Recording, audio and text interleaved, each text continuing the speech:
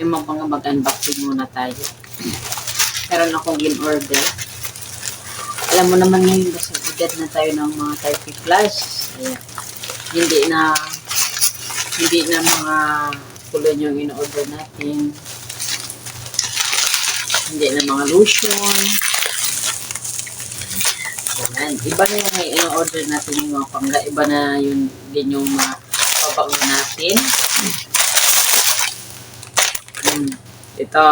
Ito mapangga. Oh. Nabasa ko lang to siya. Maganda daw to siya. Sa nagbibiyahe ka na mabilis mahilo sa amoy ng sasakyan. Ayan. 30 pesos. Yung naman yung mapangga. Magkano mabili na ko ito? Sa kanis lang yung dalawang mapangabili na ko nito. Magkano ba taniyaran ko? 150. Ito dalawa 150 kasama ng shipping ko. Ayan. Ito try na natin kay biyahe taog nga. At tapay sa bataan. Ito naman siya mga pangga. Parang salumpas. Basahin ko ha. Sige, ito yung siya. Ito yung siya. Kumana ka. Ito siya mga pangga. First time ko ito mag-order ng ganito. Ayan. Maganda to siya. Pero para din siya parang salumpas din. Ayan, kung nakakit ka dito, itapal mo lang. At ay, masimgi ba?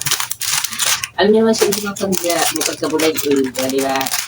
Ano pang ano pa? Ito natin.